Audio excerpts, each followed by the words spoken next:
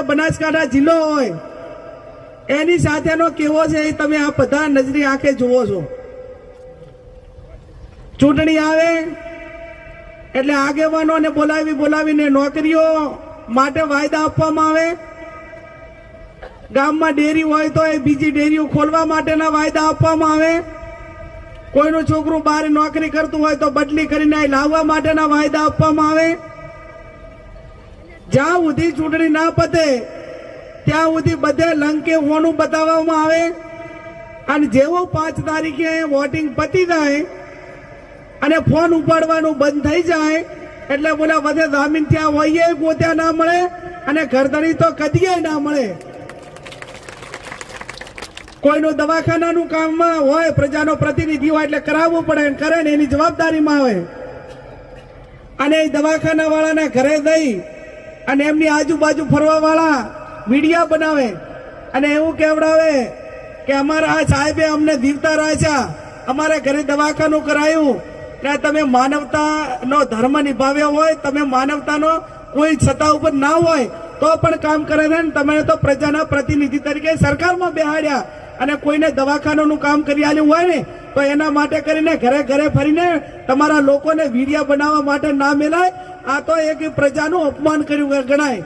જે પ્રજા દવાખાને કોઈ માણસ ગયું હોય એને તમે ઘરે જઈને વિડીયો બનાવો એટલે કેટલી હદની વાત છે। આ એક અશોભનીય વર્તન એ આ સમગ્ર વિસ્તારની અંદર થઈ રહ્યું છે। ત્યારે મારી આપ સૌને બે હાથ જોડીને વિનંતી કરું છું કે કોઈ પણ ચૂંટણી નાની હોય કે મોટી હોય, એક તમારે સરપંચની ચૂંટણી હોય મોરથલ ગામની કે ગમે એની, તો એ ચૂંટણી લડવા જે ઉમેદવારો ચૂંટણી લડવા માંગતા હોય અને એનું ઉમેદવારી ફોર્મ ભરે અને ઉમેદવારી ફોર્મ ભર્યા પછી એ મતદારોનો સંપર્ક કરે કે ભાઈ અમને મતદાન આપજો। જ્યારે એ પ્રજાનો પ્રતિનિધિ પંચાયતનો હોય કે લોકસભાનો હોય ત્યારે એને મતદારોએ વિચાર કરવો પડે છે અને વિચાર 3 પ્રકારનો કરવો પડે છે કે જેને આપણે ગ્રામ પંચાયતના સરપંચ બનાવવા જઈ રહ્યા છીએ અથવા તો લોકસભાના સંસદ બનાવવા જઈ રહ્યા છીએ એનો પોતાનો ભૂતકાળ કેવો છે, એનો વર્તમાન લોકો સાથેનો વ્યવહાર કેવો છે અને આ આગેવાન માટે આપણા ભવિષ્યમાં કયા પ્રકારની આશા અપેક્ષા રાખી કેશું, આ 3 પ્રકારનો આપણે વિચાર કરીને વોટિંગ કરવાનું હોય છે। મારી વાત સાચી કે ખોટી? આપણે બધા પશુપાલકો છીએ, પશુપાલકો હોઈએ એટલે આપણે ભેંસ કે કોઈ ગાય વેચાતી લેવા દઈએ ને, કોઈ એક હગુવાલું આપણે કરવાનું હોય તો 5 ઘંટિયા હગુવાલું પૂછવા જાય ત્યારે એની માં કયા ગામની છે, વેવાણીનું મોહાળ ક્યાં છે, એનું પિયર ક્યાં છે, એ કયા કુળમાંથી આવે છે, ભેંસ લેવાની હોય તો એના સેંકડા કેવા છે, એનું બાવલું કેવું છે। તો તમારે 50,000ના પશુ લેવાનું હોય અને એક ફેમિલીનું હગુવાનું કરવાનું હોય ત્યાં આવડું મોટી વિગતો મેળવી અને પેઢીનામું કરો ત્યારે આ કરો છો તો તમારે 20 લાખ પ્રજાનો પ્રતિનિધિ ચૂંટવાનો છે અને 20 લાખ પ્રજાનો પ્રતિનિધિ ચૂંટવાનો હોય ત્યારે તમારે મારા બાબતમાં મારું પેઢીનામું એ હાથ ભેડિયાનું 28 વર્ષનું તમારા નજરની સામે છે। હું 28 વર્ષથી રાજકારણમાં છું। મારું વર્તમાન તમારી સાથેનો નાતો એ કાયમી તમે એકાબીજાએ અનુભવેલો છે। જો ભૂતકાળ તમે મને જાણતા હોય, મારો વર્તમાન સમયમાં તમે મને ઓળખતા હો તો તમારા ભવિષ્ય માટે હું ક્યાંય પીછેહટ નહીં કરું એની આપ સૌને હું ખાતરી આપું છું। આપ સૌ જવાબદાર આગેવાનો છો અને જવાબદાર આગેવાનોની જવાબદારી વિશેષ થાય છે। આ બધા આગેવાનોએ વાત કરી।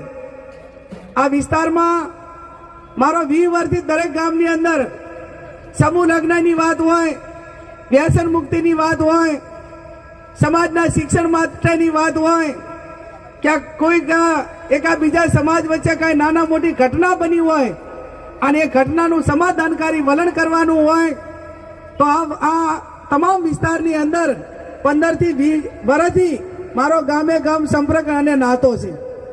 ત્યારે આપ સૌને મારી 2 હાથ જોડીને વિનંતી છે કે હું ધારાસભ્ય ભલે વાવની હોઉં પણ મેં ક્યારે થરાદને વાવથી ઓછું નથી રાખ્યું। થરાદને પણ મેં મારું કાયમી મારો પોતાનું છે એમ કરીને કાયમી મેં રાખ્યું છે. ઠાકોર સમાજ આ મોટા પ્રમાણમાં છે.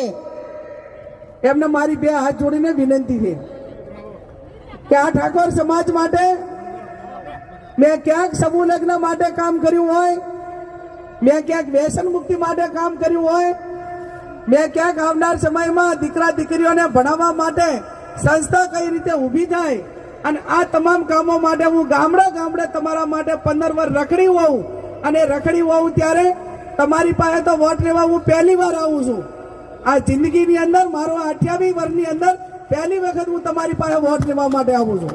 તમે તો મને આપશો પણ તમે આજે 75 વર્ષમાં તમામ સમાજોને વોટ આપ્યા છે. પંચાયતમાં આપ્યા છે, જિલ્લામાં આપ્યા છે, તાલુકામાં આપ્યા છે, લોકસભામાં આપ્યા છે. ત્યારે હું 28 વર્ષે પહેલી વખત તમારી પાસે વોટ લેવા આવી હું તો તમને મેં કીધું એ પ્રમાણે અનુભવની વાત હોય કે કોઈનું ટાપુ કરવા માટેની ક્ષમતા હોય અને તમને પોતાને બધાને એમ લાગે કે જ્ઞાનીબેન ના અમારા પોતાના છે, એમને ગોતવા માટે પાટણ કે અહીંયા નહીં જવું પડે, બેન ભાભર જ મળી રહેશે. અને કોઈ વચ્ચે હોય કે ના હોય, કોઈ આગેવાનોને મારા કામ માટે આગેવાનોને વચ્ચે લઈને નહીં આવવું પડે, કોઈ પીએને નહીં મળવું પડે. હું આજ સુધી મારો મત વિસ્તાર ન હોવા છતાં મેં બીજા કોઈને નથી મેલી. હું તમારા સુખ દુઃખના ભાગીદાર એ જાતે આવીને ઊભી રહી છું. કોઈ બીજાની ઘોડાય પીએ મેળવાની સિસ્ટમ આ નહીં હોય, જાતે જ કામ કરીશું. અને જાતે વોટ લેવા આવ્યા હોય ને ત્યારે આપણે પ્રજાના સુખ દુઃખમાં પણ જાતે ઊભું રહેવું પડે. ત્યારે આપ સૌને મારી બે હાથ જોડીને વિનંતી છે કે આપ સૌ મોટી સંખ્યામાં હાજર રહ્યા છો અને 15મી તારીખે ફોર્મ ભરવા જવાનું છે. મારા દવાનિયા રા નવઘણદેવા ભાઈ ઉભા છે, એમને પણ હું બે હાથ જોડીને વિનંતી કરું છું કે 15મી તારીખે ફોર્મ ભરવા જવાનું હોય ત્યારે મોરતલમાંથી બસો વંડા આવશે કે નહીં આવે? આવશે કે નહીં આવે? મારા કહેવાથી ગુલાબભાઈને ઢગલા ને ઢગલા વોટ આપ્યા હોય, મારા કહેવાથી ડીડી રાજપૂતને ઢગલા ને ઢગલા વોટ આપ્યા હોય અને જ્યારે હું ખુદ વોટ લેવા માટે પહેલી વખત તમારી પાસે આવીશું ને તો મને કોઈ તમારા ઉપર શંકા નથી. જે ક્યાંક થોડા ઘણું બાકી રહ્યું છે ને એ ગુલાબભાઈ કરતા ને ડીડી કરતા વોટ ઘણા આપશો કે નહીં આપો? ઢીલું ઢીલું તો નથી ને? સાચું છે બા? બધા સમાજ આપજો. તો હું મારા સમાજ વતી તમને બધા સમાજને ખાતરી આપું છું કે કદાચ ગુલાબભાઈને મારા કહેવાથી આપ્યા હોય, ડીડીને મારા કહેવાથી આપ્યા હોય તો આવનાર સમયની અંદર દલિત સમાજ હોય, રબારી સમાજ હોય, ચૌધરી સમાજ હોય, 18 આલમને મારા ઠાકોર સમાજ વતી તમને ખાતરી આપું છું કે તમે અમને વેત નમશો તો આવતીકાલે હાથ નમવાની જવાબદારી ઠાકોર સમાજની જ્ઞાનીબેનની છે. આ એકાબીજા ભેગા પડ્યા હતા એટલે એકાબીજાને કામ આવશે. તમારે ને મારે આ બધા બેઠા એને સ્ટેજ ઉપર બેઠા એમને આપણે કઈ તાલુકા પંચાયતની ચૂંટણી હોય તો વડગામ વોટ લેવા નથી જવું, સરપંચની હોય તો નથી જવું, વિધાનસભાની હોય તો નથી જવું. આપણે વોટ લેવા માટે તો એકાબીજાને આપવાના હતા ને, અને એકાબીજાને આપવાના હોય તો એકાબીજાને મદદ કરજો. હજુ હમણાં ગુલાબભાઈએ કીધું એમ હજી તો ઘણા બધા ત્રાગુ કરશે અને ત્રાગુ એવી કરશે કે હવે મારું બેટું જવાબદારી લઈને આવ્યા આ 70 જણા હતા, કોઈ ના ગમ્યા. આમ તો પરબતભાઈ ના બધા આપણા આગેવાનો નેતાઓ હતા, એ તો કાયમી જેટલું થાય એટલું કામ કરતા, પ્રજા વચ્ચે આવીને ઉભા રહેતા, એમને કોઈ ના ગમ્યું. અને મારું શું કદાચ કોકનું ઘરનું વડીલ ડાયાથી આપણું ઘરનું પોતાનું આઈનું કોઈ આગેવાન હોય અને ઘરનો વડીલ હોય ને તો ઘરના વડીલ આપણે ધોળ ધોળે તોય ખમાય, પણ આ બહારથી આવીને કામ સોંટી ભરે છે ને એ સોંટી ખમાતી નથી. અને એ પણ બુથના આંકડા લઈને ફરે. આ ગામમાં મને કેટલા વોટ આપ્યા એ પ્રમાણે કામ થાય છે. તો આંકડા લઈને રાધનપુર નિયર રહેવું હતું ને આ શું કામ કરે નોતરું આલ્યું હતું એમ. એવા જ આંકડા પ્રજાનો પ્રતિનિધિ ચૂંટાય એટલે બધાને કોઈ પક્ષનો ના હોય, કોઈ સમાજનો ના હોય, એને આંકડા લઈને ના ફરવાનું હોય. એને ગામની અંદર જે કઈ નાના મોટું કામ ભણાવે એ કામ કરવાની જવાબદારી હોય. આ એક પહેલો એવો પ્રતિનિધિ હશે કે થરાદ તાલુકાના જે આપણા ગુજરાતના 182 ધારાસભ્ય છે તો 20 કરોડના રોડ એ પહેલા ધારાસભ્ય આલ્યા ને રદ કર્યા હોય એવો આ ગુજરાતમાં એક પહેલો ધારાસભ્યના થરાદની ઘટના હશે. બાકી આજ સુધી આ સામે પંચાયતનું મકાન છે એ કોઈ કે બનાવ્યું હોય તો શું અત્યારનો ધારાસભ્યને પાડી દે?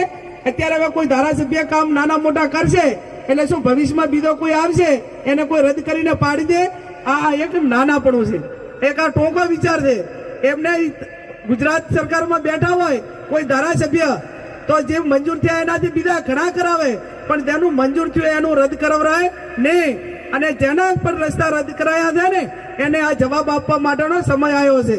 ગામમાં ભાજપ વાળા કોઈ પ્રચાર કરવા આવે ને એટલે કહેજો કે તમારી તો તાકાત નથી અમારા ગામનો રોડ મંજૂર કરાવવાની, પણ અમારા ધારાસભ્ય જે તે વખતના એ મંજૂર કરાયો હતો ને એનો એ રોડ પણ તમે રદ કરાયો છે. તમારે અમારા ગામમાં આવવા માટેનો અધિકાર નથી. આટલું તમે કહેશો ને એટલે ખબર પડે અને બીજી વખત અરેવ ના કરે. પણ જો તમે વારે ઘડીએ એકનું એક સહન કરશો તો બીજી વખત અન્યાય કરવા માટેના પ્રયત્નો કરશે. ત્યારે આપ સૌ અહીંયા મોટી સંખ્યામાં હાજર રહ્યા છો. 15મી તારીખે ફોર્મ ભરવાનું છે અને 7મી તારીખે મતદાન છે. સરપંચોની ચૂંટણીઓ હોય ત્યારે બધા એમ કે ગુલાબભાઈ ચૂંટણી લડતા હોય અને પેલા 5 પછી આગેવાનો મળે અને આગેવાનો એમ કે ભાઈ સારું ગુલાબભાઈ તમે પેલા આવ્યા છો, પછી બીજી વખત ભીખાલાલ જાય. ભીખાલાલ કે ભાઈ મારે ચૂંટણી લડવી છે, તમે મારા ભેગા રહેશો? કે ના ભીખાભાઈ હવે તો ગુલાબભાઈ પહેલા આવ્યા હતા એટલે એમની જોડે બંધાઈ ગયા હતા, હવે અમે તમારી જોડે વોટ અમને તમને આપી શકાય એમ નથી. એટલે હું આ પહેલી આવી છું, છે બંધાણા તો નથી ને પાડે એમ. આ તમારી પાસે હા મીટિંગ કરીને ગયા પણ બંધાણા નથી. મારા માટે જગ્યા રાખી દે ને બધી. ત્યારે આપ સૌ 7મી તારીખે કોંગ્રેસના પંજાને વોટ આપી વિજય બનાવજો. વાવ વિધાનસભાના લોકોએ 18 આલમે 2 વખત મામેરું ભર્યું તો 28 વર્ષે પહેલી વખત તમારા થરાદ તાલુકા પાસે મામેરું માગવા માટે આવીશું. એ મામેરામાં મારે હીરા મોતી પૈસા નથી જોતા. 7મી તારીખે પંજાના વોટને મત આપી અને મતનું મામેરું ભરજો. અને જ્યારે અબીલને ગુલાલ એ પાલનપુર મુકામે ઉડે એના જશના ભાગીદાર આ વિસ્તારના તમામ સમાજના વડીલો યુવાનો બને એ શબ્દ સાથે આપ સૌનો ખૂબ ખૂબ હૃદયપૂર્વક આભાર.